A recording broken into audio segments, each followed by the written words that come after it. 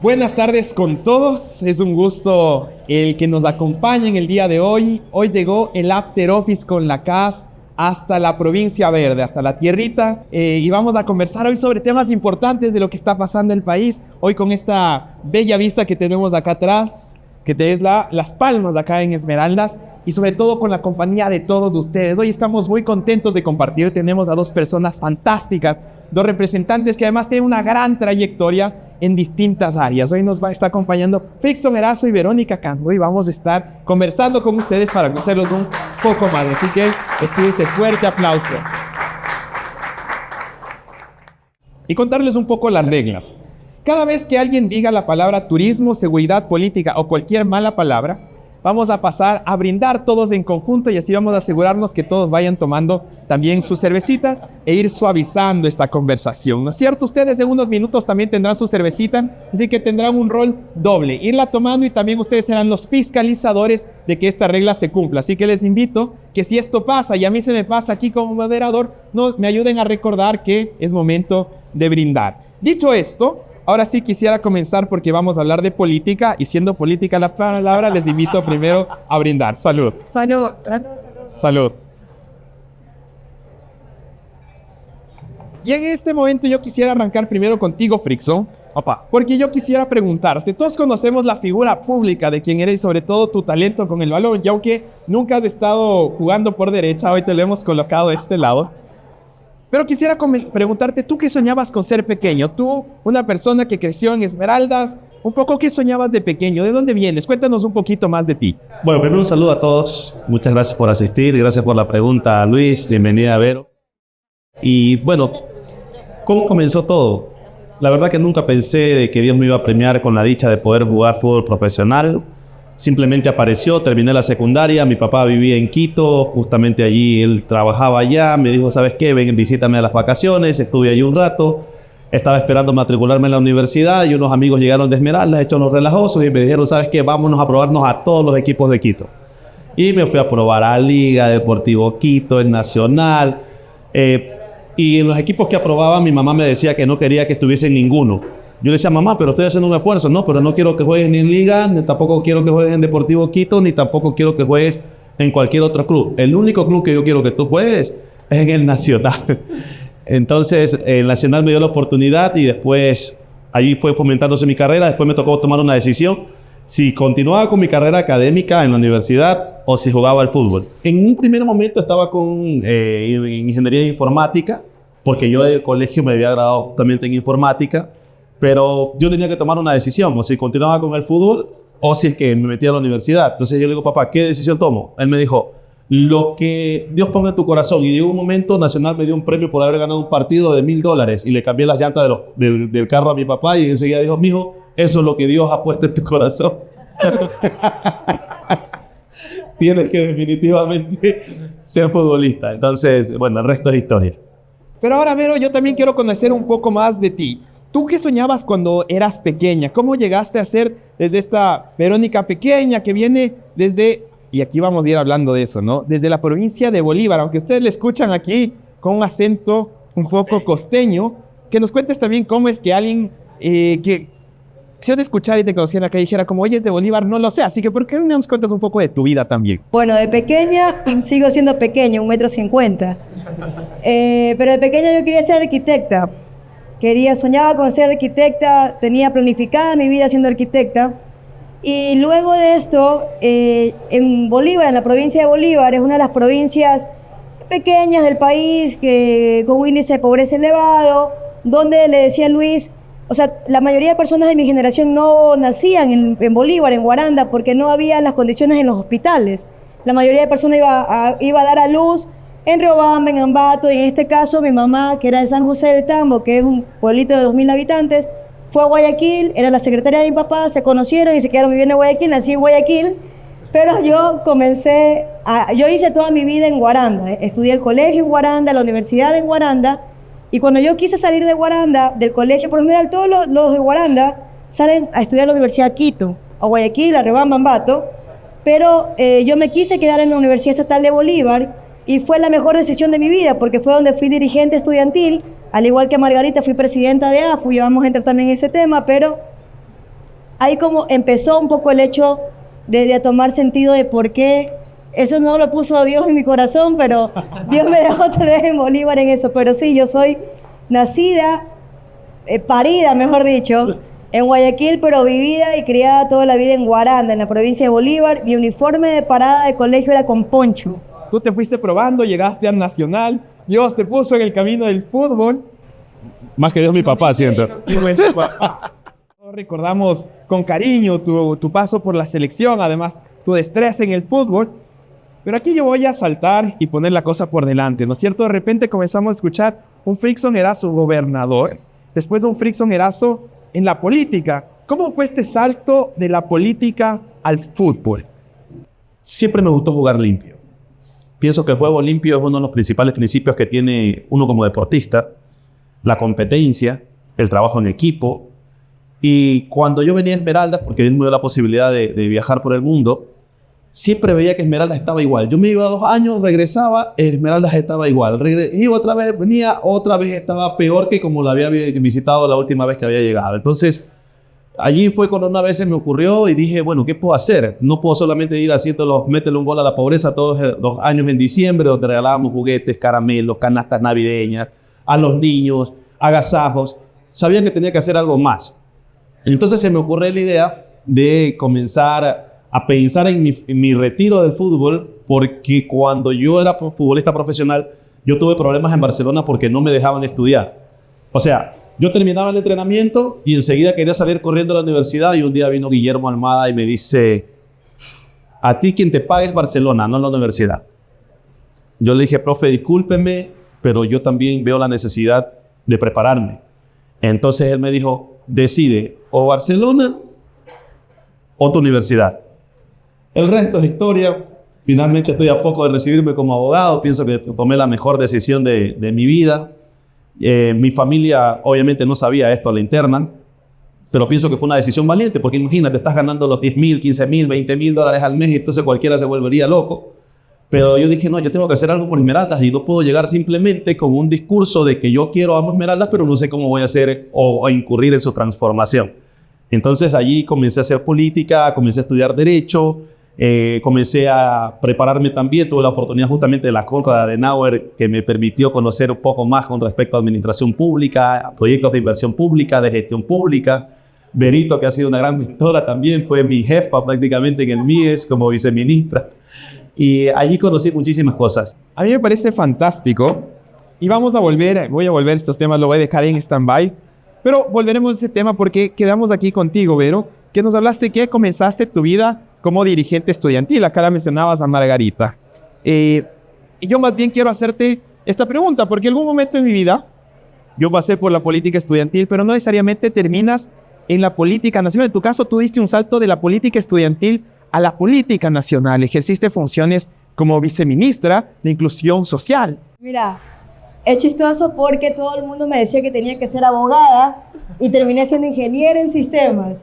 Tú empezaste con informática y terminaste siendo abogado. Y es gracioso porque aunque mi universidad tenía varias carreras y opciones de carrera, no había una que me terminaba de llenar completamente. Para esa época de mi vida ya tenía 18 años cuando entré a la universidad y yo te dije, desde los 15 yo estaba ya en grupos juveniles, de los que recogían cuadernos, iba a entregar cuadernos a los niños en diciembre, en vez de funda de caramelos lo cambiamos por cuadernos, hacíamos varias acciones. Yo a los 15 años de verdad tomé una decisión, como te decía, de mi vida y dije, ok, yo me prometo a mí misma que voy a hacer de mi vida lo que yo quiero y yo quiero hacer política en este país. Porque nada en el mundo te permite cambiar las condiciones de vida de las personas que no sea la política. Te voy a poner un ejemplo clarísimo. Álvaro Noboa, padre del actual presidente, 6 veces candidato a la presidencia. Él, con todo el dinero que tenía, nunca pudo hacer un parque. No era su función. Un parque lo hace un alcalde. Él, con todo el dinero que tenía, no podía hacer una estrategia de nutrición crónica. Eso lo hace un presidente. Entonces no importa la plata que tengas, la fama que tengas, la llegada que tengas. Si tú no estás en la política, no puedes cambiar las condiciones de vida. Tiene más poder un director nacional de niñez que un millonario en este país. Me van a decir, no, pero al final todo completo se soluciona. Bueno, sí, pero quien firma es el director. Entonces, claro, yo comencé a entender a esa edad y dije, voy a hacer de esto mi vida. Entré a la universidad y me decían derecho, no había sociología en ese tiempo, mi universidad también era pequeña, nueva.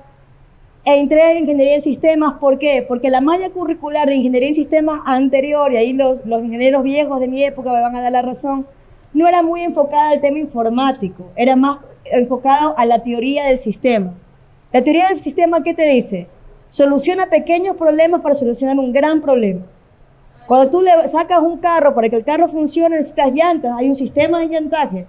Necesitas el embrague, hay una caja de embrague. Entonces, para formar todo un carro son muchos sistemas pequeños que tienes que ir resolviendo. Y la teoría del sistema estaba muy enfocada a entender que la automatización de un sistema y la digitalización del sistema es lo que te permite avanzar. Por eso tomé eso y actualmente muchos dicen, bueno, pero tú eres viceministra de lo social, pero ingeniero en sistemas. Bueno, pero yo automaticé todo lo que más pude en el viceministerio.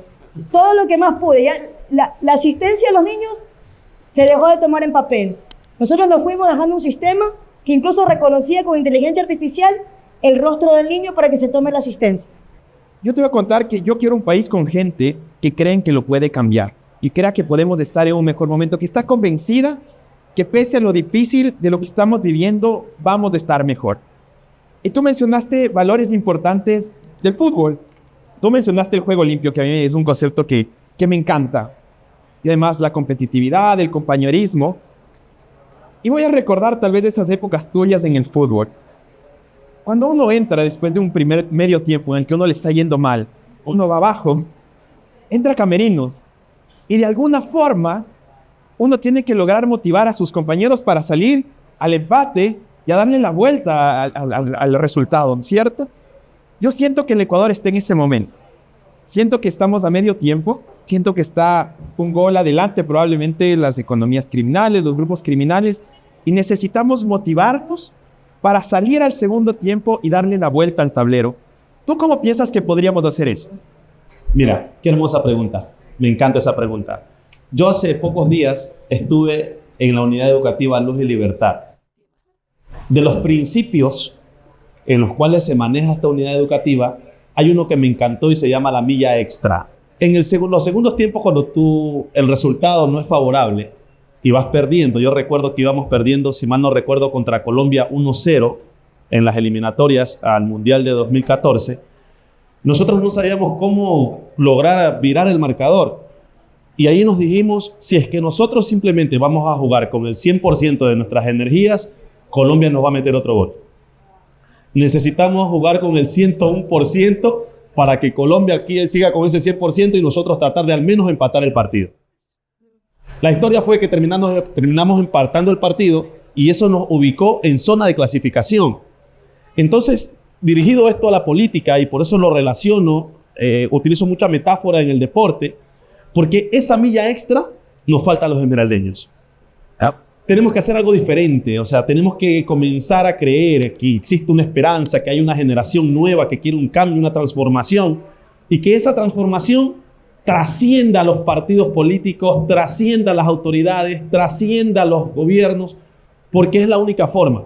Frickson Erazo no va a poder cambiar todo en 4 años. Necesitamos que en 40 años Frickson, Juan, Pedro, Carlito, Pepita, José Manuel, todos podamos hacer esa transformación. Entonces, chicos y chicas y todos los que nos ven, una milla extra. Es esa la que nos falta y esa es la que quedó en mi corazón tatuada.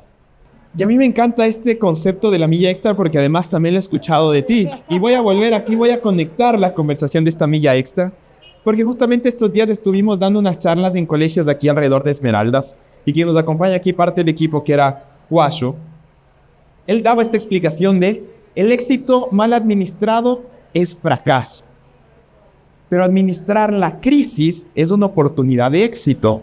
Y aquí cuando aparece este concepto de milla extra, de alguien que además se ha dedicado a sistematizar un ministerio, a sistematizar el funcionamiento de la política, Y yo quisiera preguntarte, hoy estamos administrando crisis. ¿Dónde tú ves estas oportunidades de tener esta milla extra donde el Ecuador puede comenzar a darle la vuelta al tablero a estos problemas? Sí, la milla extra fue un concepto que yo lo aprendí del expresidente colombiano Álvaro Uribe Vélez en una clase que él nos daba acerca de cómo él llegó a saber el nombre de cada policía de cada barrio de Colombia, siendo el presidente de Colombia, cuando le daba la lucha por las FARC, y era una milla extra, él hablaba de dar esta milla extra. Pero hay algo interesante, que lo que tú decías ahorita, ¿no? El éxito mal administrado es fracaso. Dar la milla extra sin conocimiento también es un fracaso. El entusiasmo se acaba, la disciplina no. Las ganas se acaban. Todos los años comienzas diciendo que vas al gimnasio. No vas nunca, hermano. Porque se acaba, el entusiasmo se acaba. Entonces, es parte del proceso, esta milla extra con conocimiento. Hay una frase también que tal vez tú me has escuchado bastante y es que cuando se acaba el talento, se pone a prueba el conocimiento. Yo conozco gente talentosísima para hablar, para llegar a la gente, con muchísimo carisma. No sabe ni siquiera el presupuesto de su institución. No va a llegar lejos. Es un tipo con buena suerte, se le va a acabar en algún momento. Es un tipo que no va a poder, o una persona, una mujer, un hombre, que no va a poder dar nada más porque solo vive del talento. Lo segundo, automatizar el sistema del país respecto al seguimiento del dinero. La Konrad Adenauer tiene un libro que se llama Economías Criminales, donde dice casi 500.000 de personas en cada estructura criminal. Minería ilegal, drogas, trata de personas, prostitución, lo que tú quieras ver como economía criminal. Entonces, lo que quiero decirte es, ¿cómo rastreas el dinero? Hoy yo te puedo decir que una persona que tiene plata de las economías criminales puede tener 221 propiedades y nadie sabe que tiene 221 propiedades. ¿Por qué? Hay 221 cantones en este país, cada una con su propio registro de la propiedad, y los registros de la propiedad no están entrelazados en un sistema informático. Entonces yo le invertiría plata en este momento para dar la vuelta a la historia de este país, rastrearía la plata. Frickson, yo quería aquí robarme una afirmación de Vero y planteártela acá, porque ella nos ha dicho que cuando se acaba el talento se pone a prueba el conocimiento. Y yo quiero venir aquí de frente y poner a prueba el conocimiento, porque tú eres alguien que tú has querido venir y plantear una opción dentro de la política. Y desde mi visión, parte del problema de inseguridad es la falta de oportunidades, es la falta de tener opciones de trabajar, de obtener dinero digno. Y así yo quiero preguntarte cuáles son las oportunidades de productividad aquí en la provincia de Esmeraldas. ¿Qué hay? Esmeraldas tiene una particularidad que la diferencia de las demás provincias. Esmeraldas, aquí justamente donde estamos sentados, en la parte de atrás para algunos y para los que estamos de frente, lo tenemos de frente, tenemos el mayor bien que va a permitir de que se genere empleo productivo en Esmeraldas. Eso se llama el puerto comercial de Esmeraldas. Es el único puerto del país que no ha sido delegado administrativamente o concesionado. Porque nos han metido en la cabeza a los esmeraldeños de que delegar administrativamente o que concesionar es privatizar. Como decir, se lo vendo a un privado y que el privado haga lo que le dé la gana y que vote trabajadores y que vote empleados. Eso no es así. Según los datos, nos permite generar más de 10.000 empleos indirectos y 117 empleos directos. Tenemos puerto comercial, puerto petrolero y puerto pesquero. En ese puerto que está allí, ni siquiera se ha realizado un dragado. Desde hace no sé cuánto tiempo tiene sedimentación. Ya pasó su vida útil. Más de 50 años. En el año de 1970 comienza la vida del puerto comercial de Esmeraldas. Y hoy por hoy, lastimosamente, vemos de que no ha servido para también el desarrollo de nuestra provincia. Tenemos la refinería de Esmeraldas.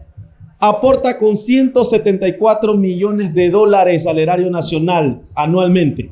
La refinería más grande de nuestro país. Y sin embargo, el artículo 274 de la Constitución, en el cual manifiesta que en los gobiernos seccionales donde se industrialice y donde se extraigan los productos no renovables, va a poder existir las respectivas regalías. Por falta de conocimiento y de esa milla extra, muchos que han estado en el Parlamento no han tenido la visión anteriormente de que después de la Constitución vienen las leyes orgánicas. Esa ley orgánica va a permitir materializar justamente aquello que nosotros decimos, de que existan las regalías para los gobiernos seccionales y después viene lo otro. Porque aquí la cuestión no solamente es plata. ¿Y el control del gasto? ¿Cómo controlamos de que esa plata que logramos a través de un artículo de la Constitución, por medio de una ley orgánica, llegue a los gobiernos seccionales? Pero, ¿qué hacen con la plata? ¿Qué? ¿Conciertos? ¿No van a tener toda la vida a punta de conciertos? De que estemos discutiendo antes del 5 de agosto, va a venir los Bambán, o va a venir Son de Cali, o va a venir Willy García. Yo pienso que hoy es una generación que sí nos gusta la salsa, pero que también apuesta al conocimiento, que también apuesta a la disciplina, que también apuesta a tener noción de cómo funciona la cosa pública. Para ellos no es solamente que uno solo lo entienda, necesitamos que todos los entendamos. Entonces, no importa el cargo, es de verdad. Hay gente que sin cargo en la política ha podido llegar a ser mucho más. Entonces, el conocimiento, lo que hablábamos. ¿Quieren llegar a ser alcaldes? No saben cuál es el presupuesto de la alcaldía.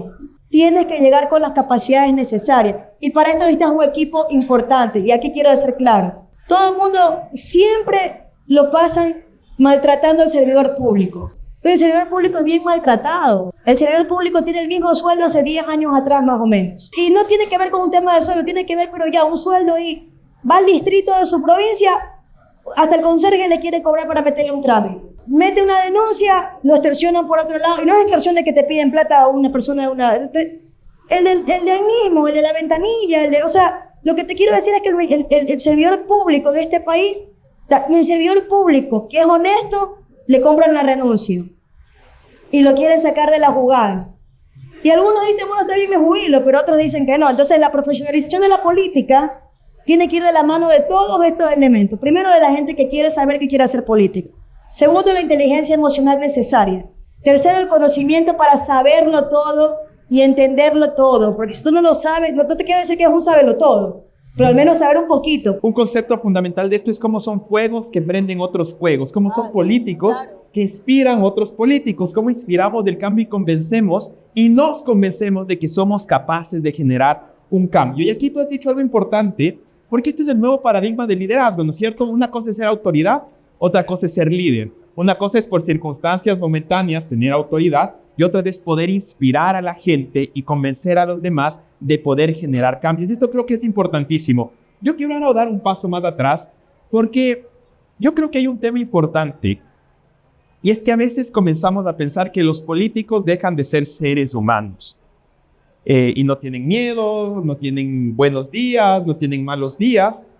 Y tú, Frickson, tú fuiste gobernador de la que hoy se cataloga como una de las provincias más violentas del país. En estos días, estos días que has tenido temor, ¿cómo te has motivado para seguir y convencerte? Es normal en todos los seres humanos. Sin embargo, yo aprendí algo que me regaló un librito, alguien al cual aprecio muchísimo, y en ese librito decía una frase: si tienes miedo, hazlo con miedo. El que se mete a hacer política, y ya lo dijo Vero, no quiero redundar en sus palabras, pero tiene que saber a todo lo que se va a enfrentar. En mi primera participación para ser candidato a la alcaldía de Esmeraldas, me explotaron 2 veces la camioneta. Tuve 2 atentados cuando yo nunca en mi vida había tenido problemas con absolutamente nadie. Me llevaba bien con todo el mundo y sin darme cuenta había gente que ya ni me hablaba porque simplemente había decidido yo ser candidato a la alcaldía de Esmeraldas. Y como aquí yo veo muchos futuros candidatos y candidatas, que Dios quiera que así sea, sépalo bien, se va a encontrar con gente que usted no pensó que ya no le iba a dirigir la palabra porque usted tomó una decisión valiente de hacer política y de participar como candidato o candidata a cualquier tipo de dignidad. Algo hablábamos contigo, Luis, justamente cuando estábamos en el programa de Escuela de Presidentes, y yo te decía, Luis, yo quiero transmitir el conocimiento. Yo no quiero que lo que aprendí con la Konrad Adenauer en el programa Escuela de Presidentes, que tuvimos casi 5 meses, 172 horas de preparación continua, y que Vero era justamente una de nuestras grandes ponentes y maestras, nos hablaban mucho de la inteligencia emocional. Y yo quiero hacer un paréntesis allí porque sí es importante. A veces mucha gente se enoja cuando alguien le da un punto de vista distinto. O se enoja porque no, yo quiero ser el candidato 1 y tú tienes que ser el candidato 2. No dan elementos, se enojan y se desbaratan los equipos. Yo, gracias a Dios, con el equipo de trabajo que hemos construido, hemos venido madurando y tratando de darle importancia a lo importante. Tengo miedo y tendré miedo no sé durante cuánto tiempo más, seguramente hasta cuando acabe mi carrera política. Pero he tomado una decisión y la decisión es continuar y formar parte de aquel grupo de valientes que decidió iniciar una agenda de provincia, una agenda llamada Esmeraldas, una agenda alejada de movimientos, de ideologías y todo lo que ustedes quieran, sino la agenda Esmeraldas, que concomitantemente ayuda mucho al país. No podemos renunciar a Esmeralda porque todos somos de Ecuador.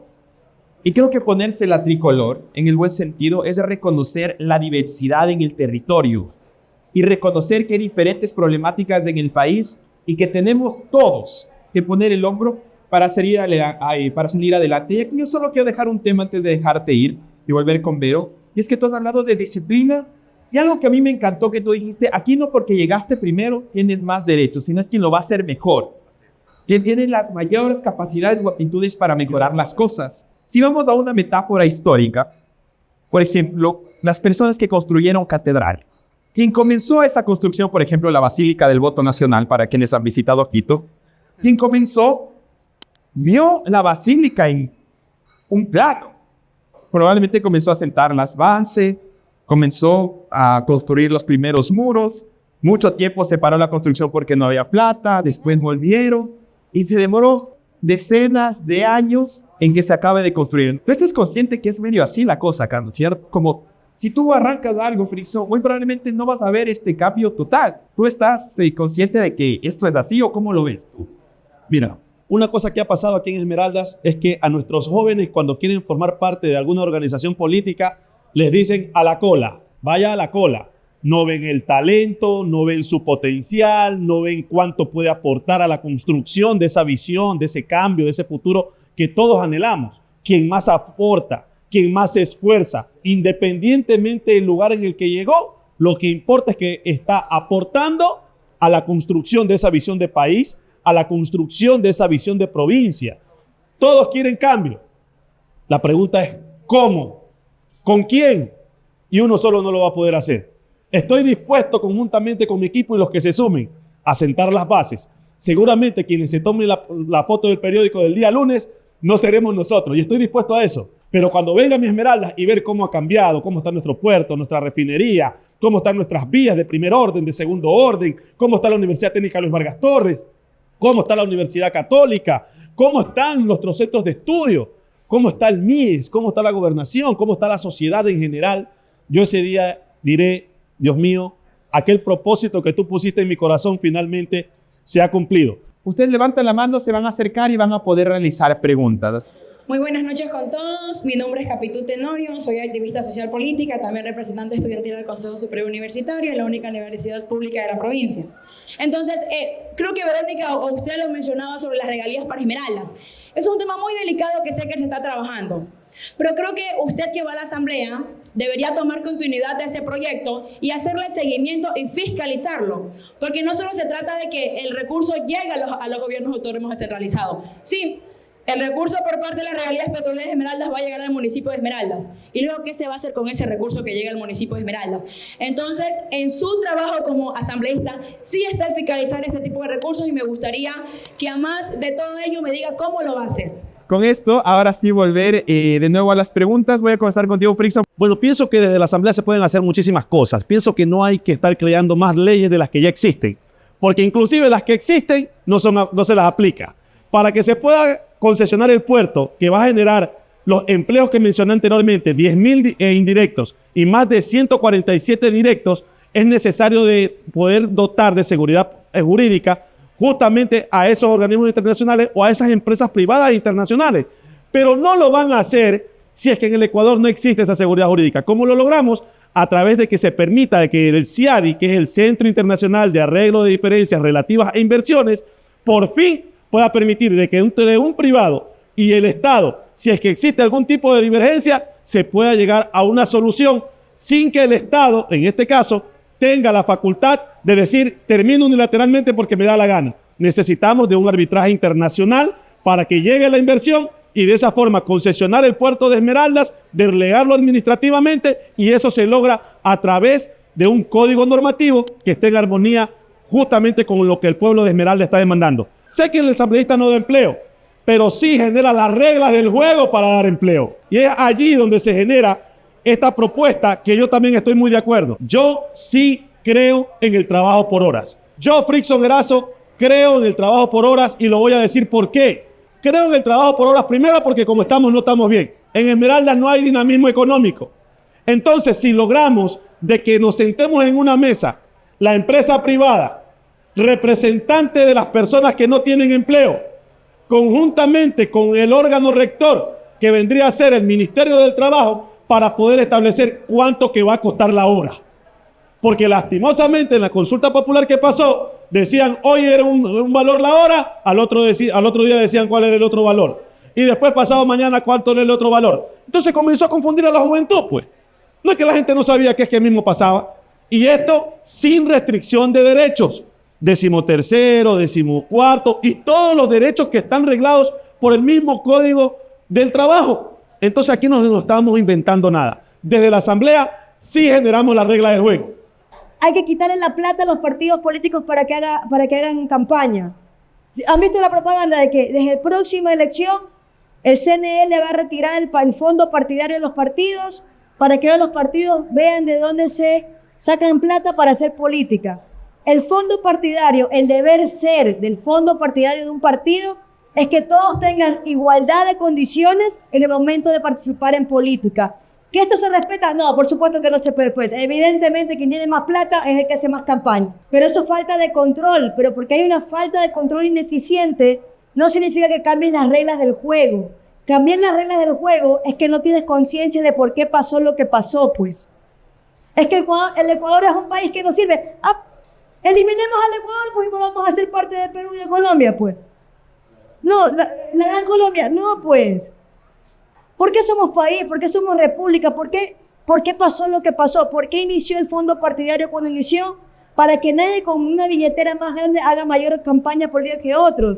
Y hoy dicen, esa es la solución, quitar el fondo partidario. Y van a decir, es que los que están en contra es porque quieren beneficiarse de la plata del pueblo.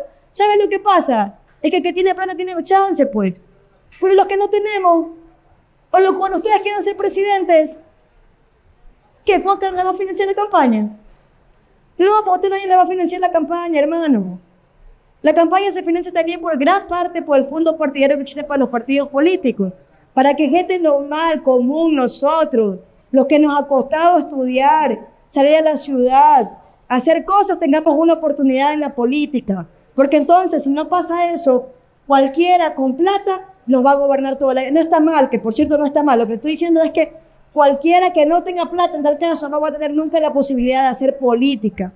La política ecuatoriana le ha hecho mucho daño tener un montón de políticos sin posición, tibios, de no tener la frontalidad de decir, yo represento esto y esto es una opción. No. Voy a correr encuestas a ver qué dice la población y dependiendo de eso voy a ver qué decido. No, nosotros necesitamos más políticos que frontalmente digan, ¿cuál es su postura? ¿Qué quieren hacer? Y si eso te convence, eso es lo que voy a hacer, porque eso es lo que yo te estoy proponiendo. No te estoy proponiendo llegar y ver ahí más o menos cómo me acomodo, que va a estar de moda, ¿no es cierto? Que resulta que Shakira está de moda, entonces voy a sacar por ese lado. No, hay que de verdad tener la frontalidad de decir lo que uno piensa, lo que uno propone, y en base a eso, que la población decida. Ok, entonces vamos a tomar 2 rondas de 2 preguntas, vamos a tomar las 2 primeras y vamos a ir con las 2 segundas y con eso vamos a cerrar la ronda de preguntas. Así que por favor, antes si nos acercamos al primero, por favor. Primero quiero entrar en contexto que actualmente se ha violado justamente los derechos de la persona, derecho a la vida, a la propiedad privada y a la libertad. Justamente también usted tocaba el tema de lo que era el puerto. Entonces, ¿de qué manera? Sabemos que nosotros los jóvenes ahorita tenemos una ley de la juventud, la cual no se ha implementado a nivel nacional. Pero más sin embargo, ¿de qué manera se va a poder garantizar que la juventud se pueda insertar en el tema de empleo? ¿Por qué lo digo? Porque en la refinería se juega el 80-20. 80 de personas de fuera de la provincia y 20 de la provincia de Esmeraldas. Buenas noches, mi nombre es Yulisa Quinto. Mi pregunta directamente es para el candidato a la Asamblea, Frickson Erazo. Él mencionó, y a conocimiento de todos los aquí presentes, la refinería de nuestra provincia de Esmeraldas es la más grande del país. Entonces, creo yo que tiene un plan estratégico y mi pregunta es, ¿cuál es ese plan estratégico para poder mitigar, contrarrestar la contaminación ya que esto afecta directamente a la población. Y recordar que cada proyecto o plan estratégico tiene su misión y visión. Bien, muchísimas gracias por las preguntas. Siento que estoy en un examen, pero me encanta, me encanta. Yo voy a ser lo más honesto posible porque pienso que no existe mejor discurso, mejor intervención que la verdad. Una de las cosas importantes para que no suceda el tema del 80-20, de lo que pasa en la actualidad con el tema de la refinería, para que no vuelva a suceder en el puerto comercial, una vez exista una concesión responsable, primero que todo poder revisar y sentarnos en una mesa, y para ello existe un proceso de licitación. En los procesos de licitación es allí donde se te determina cómo va a funcionar la mano de obra calificada y no calificada. Es allí donde vamos a sentar las bases, porque el pueblo de Esmeraldas tiene que participar del proceso de licitación. Y le he dicho a Cucalón, que en este caso vendría a ser el candidato presidente nuestro, no puedo hablar de los demás candidatos presidenciales, pero si es que hay otro que tenga la oportunidad de poder sentarme en una mesa, decirle que el pueblo de Esmeraldas debe participar en ese proceso, porque el pueblo de Esmeraldas necesita saber cuáles son las reglas y que no pase lo que hoy tú determinabas con relación a la refinería de Esmeraldas, porque tendría que ser al revés, pues. El 80% mano de obra calificada y no calificada esmeraldeña, y el otro 20% un personal técnico especializado en manejo de puerto, en procesos de automatización, para que tampoco exista un detrimento de la operatividad y la funcionalidad del puerto comercial, para que pueda generar ese empleo y que para que por fin en Esmeraldas puedan llegar las grandes embarcaciones de 200 y 400 metros de eslora. Respondiendo la siguiente pregunta, me hablaban con relación a la contaminación. La contaminación es un tema bastante preocupante porque alrededor de las décadas vemos de que cada vez más personas en Esmeraldas se enferman de cáncer. Esto es algo que muy poca gente lo habla. Por eso es que para mí es importante atacar el tema desde dos vías. La primera, hoy se está impulsando y que fue devuelto a la comisión el tema del primer debate para que exista la ley orgánica con respecto a las regalías para el pueblo de Esmeraldas, para también Santa Elena, y que de esa forma a los gobiernos seccionales les puedan llegar los respectivos recursos y que después de ello pueda existir también un control de la calidad del gasto. Sin embargo, también recién está el primer debate. Las elecciones son el 9 de febrero. De seguro vamos a estar en la asamblea. Que yo voy a decir que porque lo impulsó Lenín Lara y como no somos ideológicamente compatibles, yo voy a renunciar a eso. Eso es un error, pues. Ahí ya no estoy hablando de la blanco y verde, pues, sino que lo impulsemos desde la visión de lo que llevamos en nuestra alma y nuestro corazón, la blanco y verde de Esmeraldas. Eso va a ser importantísimo para todos nosotros, porque no solamente podemos esperar de que el tema de la compensación por parte de Petroecuador sea que te pongan una brigada médica en la 31 de mayo, o que te pongan una brigada médica en San Jorge Alto, o que te pongan una brigada médica en 50 casas. Ahí está la compensación. Eso es un error. Lo que nos corresponde por derecho, por razón y por justicia es que existan las respectivas regalías para el pueblo de Esmeraldas, así como lo tienen en la ley amazónica. Ok, mañana hay que pelear por el tema del puerto. Ok, le pasan las regalías a los gobiernos seccionales. ¿Y quién controla los gobiernos seccionales? ¿Cómo sabemos que el alcalde invierte en eso? ¿En qué? ¿En qué se invierte en eso? Y aquí hay un ejemplo de Colombia, mira que no se ve a nivel nacional. Medellín, que Medellín, sea dicho de paso, fue el primer país, Colombia, la primera ciudad que yo conocí fuera de este país, gracias a la Konrad Adenauer, que me dio una beca para poder salir y formarme en otros lados. Tiene una empresa pública de cerveza. Es absurdo lo que les voy a decir. Tiene una empresa pública de cerveza y las regalías de la empresa de cerveza le invierte en salud. O sea, es que no va de la mano, ¿no? O sea, yo ven más. Allá hay más. Entre más hago, más aporta la salud. Muy bien. Ok, es salud por eso. Entonces, hay sistemas de gobernanza que son interesantes, de que uno puede replicar de otros países que no son muy lejanos y que puede darse de la mano. ¿Cómo el sistema de regalías puede aportar a esto, no? Pero es interesante el control. Y aquí vengo a lo que dijo nuestro amigo, que es el representante del Consejo Consultivo de Juventudes. Hay una ley de juventudes. Y en esa ley de juventudes que recién fue aprobada y que ya la quieren reformar, que también a veces hay como que loco, recién la acaban de aprobar, pero ya está bien, ya hay que hacer reforma, dicen. Pero hay que también implementar vedurías, que no es necesario reformar una ley. La verdad es que simplemente haciendo una buena reglamentación de la ley de juventudes, puedes implementar vedurías. Debe existir también, yo aquí te lo dejo de tarea, Flixo, cuando tú seas asambleísta, hermano, porque sé que lo vas a hacer, Dios te bendiga en ese camino, tener también la ley de fronteras. Somos una provincia fronteriza y tenemos que tener en la ley de juventudes y el tema también con el tema de las provincias fronterizas para que la universidad tenga más recursos. Solo por ser una provincia fronteriza y ser la única universidad pública y pueda volver, yo sé que esto va a sonar muy mal tal vez, tiene que la Luis Vargas Torres volver a abrir las sedes. ¿Se acuerdan cuando la Luis Vargas Torres tenía sede en Borbón? Tiene que volver, tiene que tener. Cerraron todas las sedes, eso fue en el tiempo que ustedes ya saben de quién, cerraron todas las sedes de la universidad. Hay que tener sede en Borbón, hay que tener sede en Wisne, hay que tener sede en Quimindé, hay que tener sedes en San Lorenzo, hay que tener sedes, porque eso permite que la juventud estudie, a ti que eres presidente del Consejo Consultivo, y segundo, diversificar carreras. Bueno, es muy fácil decir, mira, yo soy una populista y te dirá, hay que diversificar carreras, eso cuesta, hermano. Diversificar carreras significa que tienes que contratar profesionales que sean profesores. Eso cuesta, entonces tienes que tener, como tú decías, la academia, la ciencia en el mar. Pero tenemos otras ciencias que te permitan a ti también tener controles y postcontroles respecto a temas de la taganía, como estábamos hablando. Si, por ejemplo, nos ponemos a hablar de fútbol, vamos a tener diferentes intereses. Yo cuando llegué el día lunes a Esmeraldas, Frickson vino a visitarnos un rato y yo estaba con la camiseta de la liga. Error. Y resulta que aquí tenemos una diferencia en gustos de equipos, ¿no es cierto? Entonces aquí podemos pasarnos toda la noche diciendo de por qué la liga es un mejor equipo y Frickson probablemente me pasará diciendo de por qué Barcelona es un mejor equipo, ¿no es cierto? Y voy a terminar con esto. Y podemos quedarnos conversando sobre eso, ¿no es cierto? Pero si, por ejemplo, cambiamos de temática, sin exportar el tema del fútbol, y nos quedamos ahí mismo y comenzamos a hablar de la tricolor, probablemente tenemos muchos más elementos en común sobre lo cual queremos hablar, ¿no es cierto? Entonces, yo creo que ese es el primer elemento. Cuando hablamos de populismo, tenemos que un rato abstraernos de qué partido político, de qué color, de camiseta, qué líder nos parece el mejor. Yo creo que hay que comenzar a observar con objetividad quienes están proponiendo resultados, opciones reales y sostenibles para el país, ¿no es cierto? A mí me parece una aberración cuando la gente viene en propuestas que no tienen sostenibilidad fiscal, que no tienen viabilidad jurídica. Yo digo, Dios mío, ¿qué está pasando? Y por eso mi propuesta para identificar lo que tú decías del populismo, lo primero es tener claridad de cuál es el problema. Ese es el qué. ¿No es cierto? ¿Cuál es el problema? Si aquí les pregunto a todos ustedes, ¿cuál es el problema? ¿Qué me dirán? Inseguridad, falta de empleo, falta de oportunidades, no hay oportunidades en las universidades, no hay cupos, ¿no es cierto? Podemos seguir enlistando esto ad infinito. ¿El qué?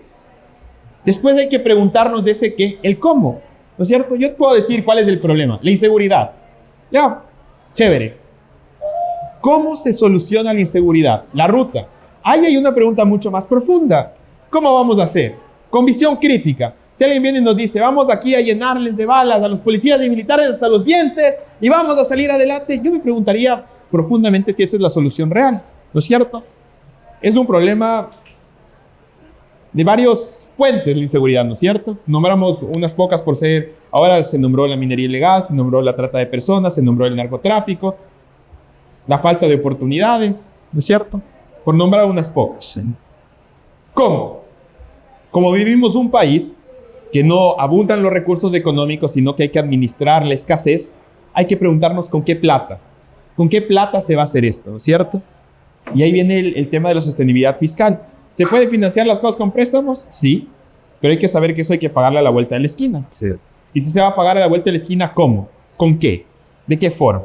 Y la última, y es la más importante, creo yo, ¿con qué equipo llegan las personas? Para mí ese es mi filtro del populismo. ¿Con qué equipo vas a gobernar?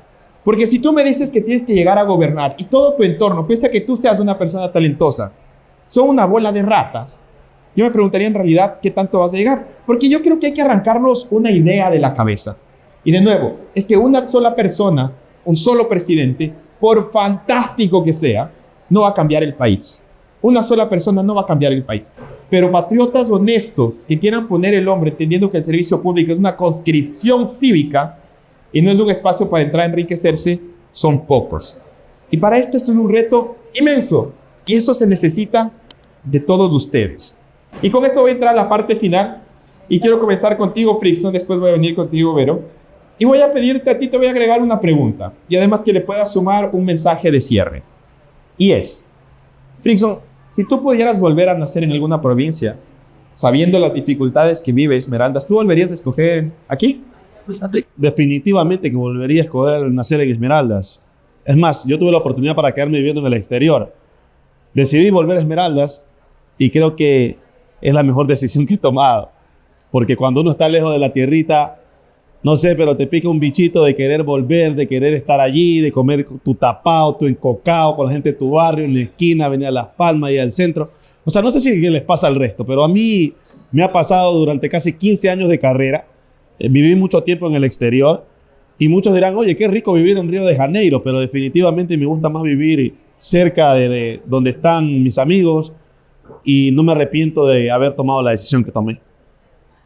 Hay que arriesgarse, hay que hacerlo.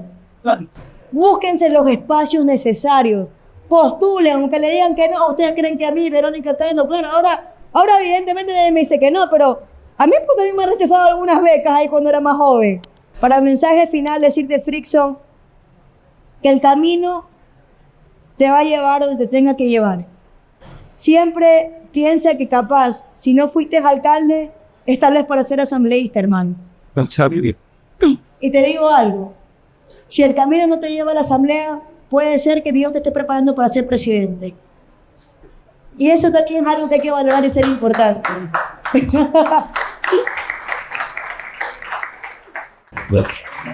Frickson, unas palabras de cierre. Yo quiero ser muy corto, solamente decirle muchísimas gracias a todos ustedes. Me conmueve mucho la paciencia con la que hemos estado durante casi 2 horas y media, casi 3, con respecto a poder escucharnos, responder las preguntas. Y recuerden que hay un tiempo especial para Esmeraldas y para el país. Solo no puedo. Necesito de cada uno de ustedes. Y siento que se sembró una semillita en el corazón de cada uno, de querer formar parte de la solución. Y como dice la canción, no del problema. Porque sí considero de que muchos tienen ideas, de que muchos tienen inclusive intrínsecamente algo que decir. Y aún lo callas. Y sí sería importante poder enunciarlo, exteriorizarlo, debatirlo y de ahí sacar una propuesta. Porque crítica sin propuesta no sirve. Detrás de la crítica tiene que haber una propuesta. Que Dios bendiga a cada uno de ustedes. Muchísimas gracias a Luis García, a la Conrad Adenauer. Muchísimas gracias, Vero. Muchísimas gracias a todo el equipo, a todo el staff. Gracias por, en esta tarde-noche, ya noche ahora, permitirnos haber disfrutado 3 horas de nuestro tiempo que han sido lo mayormente aprovechado posible. Pero de estas 3 horas le hemos sacado el mayor provecho posible. Y los que quisieron preguntar y no pudieron, en una próxima oportunidad, pues, lo podrán hacer. Que Dios los bendiga. Y con esto les pido un fuerte aplauso para nuestros 2 ponentes. Un aplauso para ustedes mismos porque además este ha sido un espacio de reconocimiento hacia ustedes. Y finalmente cerrar esto solo recordándoles que la democracia es responsabilidad de todos. Buenas noches.